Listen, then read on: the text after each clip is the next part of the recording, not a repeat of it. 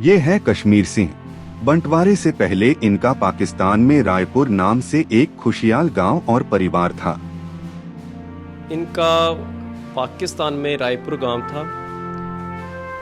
जब विभाजन हुआ उसके बाद मारकाट शुरू हो गई, लेकिन एक रात इनकी आंखों के सामने सब खत्म हो गया। हिंदुस्तान पाकिस्तान के 47 का रोड़ा पिया। मुसलमान कहते दो माँ तुम इत्थे क्यों बैठे जे, चले जाओ ऐली कि अपनी कुर्बानियों नाल वड्या टुकिया। वो तो 47 रोड़े से वड्डे टुकी जाए हैं काट काट के। हाँ जी, हाँ जी, काटे। काफिला आ गया यहाँ के बिल्कुल पास में। जब पहुँचे तो वहाँ पे मुस्लिम लोगों ने, आतंकवादियों ने इन पर हमला कर दिया। जानिए इनके जीवन की वो भयानक रात। और फिर आपके पास कुछ नहीं बचा। बच्चा के खाली आए हैं, कोई आते नहीं, साढ़े खाली आए हैं। हिंदुस्तान चाहे तो खाली आया बस।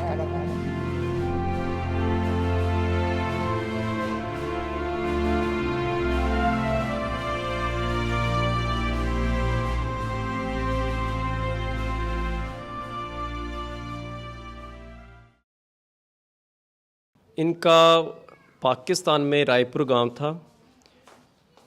जब विभाजन हुआ उसके बाद मारकाट शुरू हो गई। इनको पता चला, वहाँ के स्थानीय जहाँ पे जो रहते थे ना, वो रायपुर गांव था, मिंट कुमरी ज़िला था। इतना बड़ा गांव था कि 4 नंबरदार, मान के चलो कि यहाँ की एक पूरी नगर पालिका को हम कह सकते हैं। वो इतना बड़ा गांव था कि 4 नंबरदार थे वहाँ पे। तो जब इनको पता चला कि मारकाट शुरू हो गई है, हालांकि उससे पहले जो मुस्लिम परिवार वहाँ पे रहते थे तो देखते थे कि काफ़ी अच्छा इनके साथ व्यवहार करते थे, एक दूसरे परिवार के साथ काफ़ी इनका आना जाना था। तो जब माहौल चेंज होता देख तो उनके तेवर भी चेंज होने लगे। तो कुछ सज्जन थे इनके जो साथ रहते थे, तो वो कहते थे भाई साहब आज रात तो आपकी है, कल हमारा होगा। कहने का मतलब भी इनको आगाह भी कर दिया और धमकी भी देगी। तो रातों रात ये लोग वहाँ से निकले। इनके परिवार के एक बुजुर्ग साथ में थे जो रास्ते में सतलुज दरिया में बह भी गए थे, ख़त्म हो गए थे। जैसा भी था इनके पास थोड़ा बहुत जो सामान इन्होंने साथ लिया, काम की चीज़ें थी। हालांकि इनका बहुत बड़ा घर था वहाँ पे। बड़ी मुश्किल से इन्होंने वो गांव छोड़ा और वहाँ रात को ही निकल गए। काफिला आ गया यहाँ के बिल्कुल पास में। जब पहुँचे तो वहाँ पे मुस्लिम लोगों ने, आतंकवादियों ने इन पर हमला कर दिया।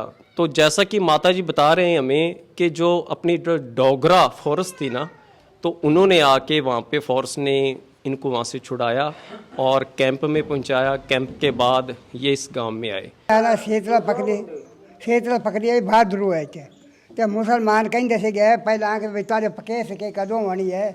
सानू सद्या अपने रावण सद्या मातम ते बेचारी पके सके कदों होनी आई। तो बहादुर वो सवेरे रोटियां पकड़ियाँ यहाँ पे वो तू भेकते रात ही निकल आया। हिंदुस्तान पाकिस्तान के 47 का रोड़ा पिया। मुसलमान कहते दो माँ तुम इत्थे क्यों बैठे जे, चले जाओ। अच्छा, हिंदुस्तान मुसलमान ऐसे बोलते थे कि भाई हिंदुस्तान में चले हाँ बड़ी टुकी हो गई है कि आपने चले जाओ। फिर आरफ के बेच गड्डी मुसलमाना ने वड्डी सतलुज दरिया गाड़ी आई है। दरिया आया, दरिया 7 दरिया आए रलते थे। वो तो उन्होंने पत्थर रख के तो उन्होंने फिर उतो ना बुब्बे वड्डे जनाने ऐली कि अपनी कुर्बानियों नाल वड्या टुकिया। वो तो 47 रोड़े से वड्डे टुकी जाए हैं। अच्छा, काट काट के। हाँ जी, हाँ जी, काटे। जो बच्चे थे वो ऊपर ऐसे करना, ऐली करना, बच्चे ऐसे लगा के बच्चा वो ऊपर टंगना, इस तरह करके रोड़े के 47 रोड़ा इस तरह पिया वड्डे टुकी का। बहुत औखा वेले इतों जो पाकिस्तान हिंदुस्तान बड़े औखे आए हैं। रुड़ते डुबते ढींदे ठुकींदे। फिर वो फिरोजपुर वाले हैड तो लगे हैं, सैनी वाला हैड फिरोजपुर वाला बड़ा। आप कैसे पहुंच पाए, जैसे आपको ये पता लगा? फिर काफड़ा सीखा। काफड़ा तो कोई कमी कोई नहीं। काफड़ा पिंडा सारे पिंडा जो पिंड खड़े हो गए तो फिर वड्डो टुकी किते फिर अपने लागू ठली आए। फिर जड़े अपने न्यांग आए या अपने बंदे इधर बरछे बुढ़ा अपने सारे बंदे दलेर है। अरे आजो एक बंदा तो बरछे ना आजो उन्होंने बरछे त्रोप डाल फिर मार नहीं खाती। वो तो फिर वो है तू लग गया थे आ हिंदुस्तान चाहे। बहुत रोड़ा तकड़ा पिया, थोड़ा नहीं पिया। वो तो बाद बहुत ही मतलब वड्डो टुकी हुई है, कोई अंत ही कोई नहीं। तो आप पीछे जो उजड़ गए, आप मारे गए, सब कुछ हो गया। जो आपका सामान था वहाँ पे, हाँ जी, हाँ जी। घर वगैरह हाँ का, जी, हाँ जी। तो वो कैसे लेके आए आप? वहीं रह गया, कोई ले आया, कोई ले गया, राह ची खो लिया अगले ने, मुसलमान राह ची खो लिया। तो कोई जो माड़ा मोटा कोई लैके आज वो लगन लग गया, तो वो मुसलमानों का काफला आ गया, वो तो फिर रोला पै गया। भाई बंधु तो सब आग आगे थे। हाँ भाई, बड़े मुश्किल नाल आए हिंदुस्तान पाकिस्तान बना था, इतने हिंदुस्तान जो बड़े मुश्किल नाल आया। हाँ, दरिया के किनारे किनारे ते बहुत औखे हो के ते आए, पर कोई साड़ी मतलब भी वो नहीं वो कर पाई। अच्छा, हाँ जी, हाँ जी। फिर इतने आए, लास्ट आपका ये जो पाकिस्तान के अंदर आपका कौन सा गांव था? सादा सीगा जिला मिंट कुमरी तहसील उकाड़ा, पिंड सादा जीडी राहपुर आया, राहपुर पिंड आया, राहपुर। रायपुर। हाँ, रायपुर ते मारा बे थाना लगदा सानू बंगला गुगेरा, पाक पट्टे तो साई बात है विचाले। अच्छा, ਅਸੀਂ ਪਾਕਿਸਤਾਨ ਸਾਡਾ 12 ਮੁਰਬਿਆਂ ਵਿੱਚ ਰਾਹਪੁਰ ਆਇਆ, ਪਿੰਡ ਜਿਹੜਾ ਸਾਡਾ 12 मुरबा थे। 12 ਮੁਰਬਿਆਂ ਚ ਰਾਹਪੁਰ ਆਇਆ। ਇਹ ਲੰਬਰਦਾਰ ਸਾਡੇ 4 ਆਏ ਉੱਥੇ। इतना बड़ा गांव था। हाँ, बड़ा तगड़ा गांव आया, जिसको ਅਸੀਂ उजड़ मार के आए हैं। और फिर आपके पास कुछ नहीं बचा? बच्चा के खाली आए हैं, कोई हाथे नहीं साढ़े चीज, खाली आए हैं इतने हिंदुस्तान चाहे तो खाली आया बस करे कर। वहाँ के लोग आपके साथ में कैसे रहते थे, मतलब अच्छे? पहले ठीक रहते थे, ਜਦੋਂ ਰੌਲਾ ਪਿਆ ਉਦੋਂ ਮਤਲਬ ਵੀ ਉਹਨਾਂ ਨੇ ਆਖਿਆ ਵੀ ਰਾਤ ਤੁਹਾਡੀ ਹੈ, ਦਿਨ ਸਾਡਾ, ਚਲੇ ਜਾਓ। अच्छा, हाँ जी, इस तरह। यानी कि रात रात में आप निकल जाओ यहाँ हाँ भाई, रात ਤੁਹਾਡੀ है, रात तुम निकल जाओ तो पाकिस्तानी चो तारी हिंदुस्तान जाओ, तो दिन फिर जो होए उदों फिर सादा है ਤਾਂ निकले। ਉੱਥੇ ਕੋਈ ਜਿਹੜਾ ਆਇਆ ਦਾ ਛਾ ਉਹ ਮੈਂ ਛੱਡ ਕੇ ਆ ਗਏ।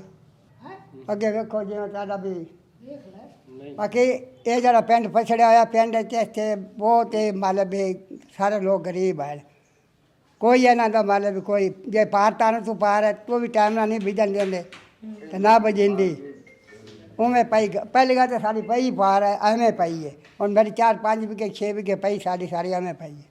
सब लोग गरीब हैं, अमीर नहीं है थे। ऐसे 16 मुरबे हैं जरे जिसमें आ बैठे, आबादी का मुरबा एक है। खखा गांव की बात करें तो इस गांव में मात्र 16 मुरब्बे ज़मीन है इस गांव के नाम पे। हालांकि ये ग्राम पंचायत कोठा के अंतर्गत आता है और ये राजस्थान का पंजाब और पाकिस्तान की बाउंड्री पे है। बाहर से आपने देखा होगा कि पाकिस्तान साफ दिखाई देता है और पंजाब है, पंजाब बिल्कुल सामने दिखाई दे रहा है। तो हालांकि ये राजस्थान का पहला गांव है हम देख रहे हैं, लेकिन इनके जो ताल्लुकात हैं वो पंजाब के साथ ज़्यादा लगते हैं। कोठा पंचायत में होने के बावजूद कोठा की जो यहाँ से दूरी है वो 6 किलोमीटर है और पंजाब की दूरी है 1 किलोमीटर।